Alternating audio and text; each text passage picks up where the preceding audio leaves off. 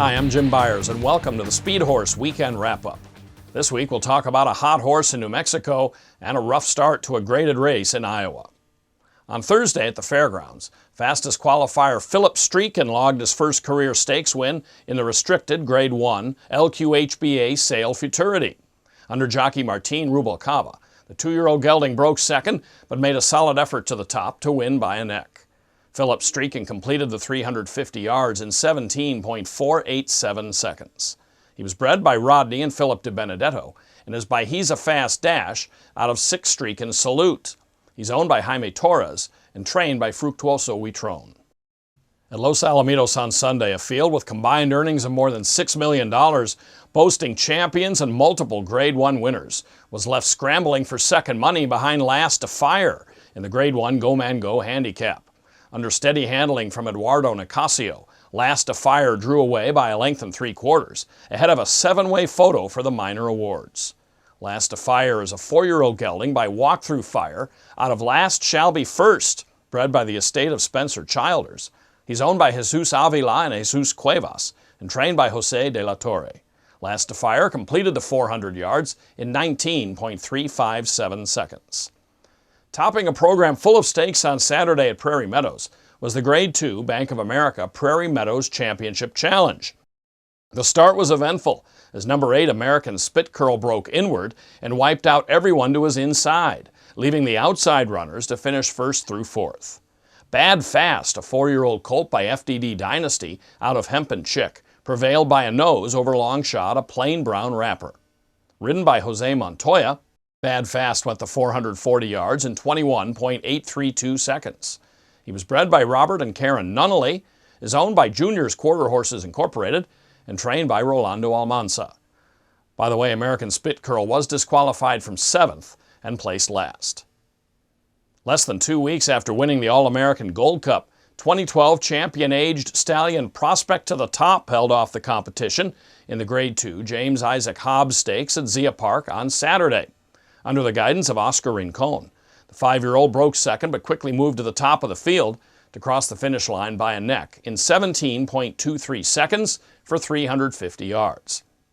Prospect to the Top was bred by Sue May and is by Corona's Prospect out of Cream to the Top. He's owned by Joel Tavares and trained by Brandon Muniz. Prospect to the Top has won 5 of his last 6 starts, all in stakes.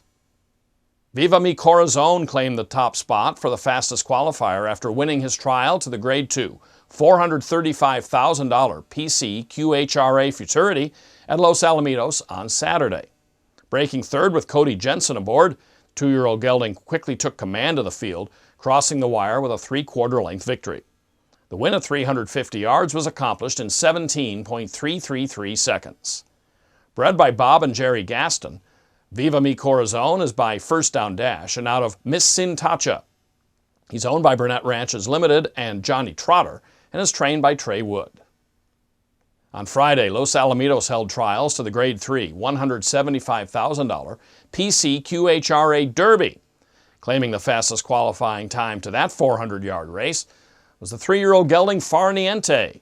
With Ramon Sanchez aboard, Farniente broke fourth, but rallied for the win and crossed the wire by a neck with a time of 19.605 seconds. He was bred by Below Oaks and is by FDD Dynasty out of Chehalis. He's owned by Tom Atwood and Vessel Stallion Farm LLC and is trained by Jose Hernandez Jr. In the news this week, October 31st is the date for the 3rd annual A Night with the Legends of American Quarter Horse Racing. It's the night before the first day of the Heritage Place Fall Mixed Sale in Oklahoma City, November 1st and 2nd. This year's Legends is a reunion of legendary farm managers. Heritage Place will sell the last of the horses associated with the Zeta drug cartel money laundering scheme. The 9 head, which are consigned by VSE on behalf of the Treasury Department, will sell on the November 1st and 2nd Fall Mixed Sale at Heritage Place. The horses include champions Tempting Dash and Separate Fire, All-American Futurity winner Mr. Piloto, and Dash and Follies, the dam of PYC Paint Your Wagon and Ivory James. Officials with Global Gaming Solutions have announced that Remington Park President and General Manager Scott Wells has also taken the same duties at Lone Star Park in Grand Prairie, Texas. Wells's career spans more than 40 years and includes roles at many tracks across North America, including Hollywood Park and Ruidoso Downs. Los Alamitos is seeking approval from the California Horse Racing Board to host 5 weeks of thoroughbred racing each year, which will also include a stake schedule that could continue some races previously run at Hollywood Park. The 5 weeks will be split, with 2 weeks of racing in the summer and 3 in the winter. The request is being made in cooperation with Santa Anita, Del Mar, and the thoroughbred owners of California. The plans also include expansion of the track to 1 mile and widening of the turns. A reminder to potential buyers at the Heritage Place sales coming up this year. There are 3 tax incentive provisions.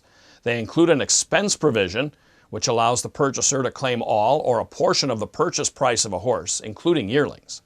A bonus depreciation, which allows the purchaser to write off 50% of the purchase price of a yearling. And a 3-year depreciation on the purchase of any racehorse, including yearlings. To learn more, it's recommended you consult your tax advisor. Speedhorse will be at the Heritage Place Yearlings Sale September 19th through the 21st. Be sure to stop by our booth and find out how you could win one of 2 prominent sire posters that we'll be giving away. Thank you for joining us. Coming up is a review of the weekend stakes races. I hope you have a great week, and I'll see you next Monday here on the Speedhorse Weekend Wrap-Up.